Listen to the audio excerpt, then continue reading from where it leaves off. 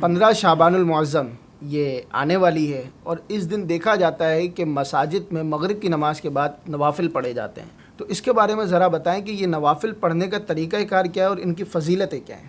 سب سے پہلے تو یاد رکھیے ناظرین، شب براءت بے حد اہم رات ہے۔ لوگوں کی زندگیوں کے بارے میں فیصلے کیے جاتے ہیں، اور اس رات اللہ تبارک و تعالی بنی کلب کی بکریوں کے بالوں سے بھی زیادہ لوگوں کی بخشش و مغفرت فرما دیتا ہے۔ اللہ پاک اس مبارک رات کی ہم سب کو برکتیں نصیب فرمائے۔ ہمارے بزرگان دین رحمہم اللہ المبین، مشائخ کرام، اسلاف کرام رحمہم اللہ السلام کے یہ معمولات میں تھے نوافل۔ نماز مغرب فرض اور سنتیں اور نفل ادا کرنے کے بعد 6 رکعات نماز نفل ادا کیے جائیں، 2 رکعتیں کر کے۔ پہلی 2 رکعتوں میں یہ نیت کی جائے کہ یا اللہ پاک ان 2 رکعات کی برکت سے مجھے درازی عمر بالخیر عطا فرما۔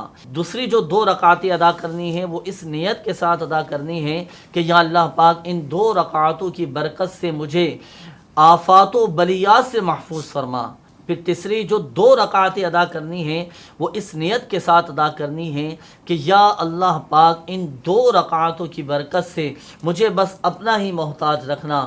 یہاں یہ بھی عرض کرتا چلوں کہ جب 2 رکعت نماز نفل ادا کریں تو ہر رکعت میں سورۃ الفاتحہ کے بعد چاہے تو 3 مرتبہ سورۃ الاخلاص پڑھ لیجئے، تو یوں اس طرح الحمدللہ عز و جل ہر رکعت میں ایک قرآن پاک ختم کرنے کا ثواب حاصل ہوگا۔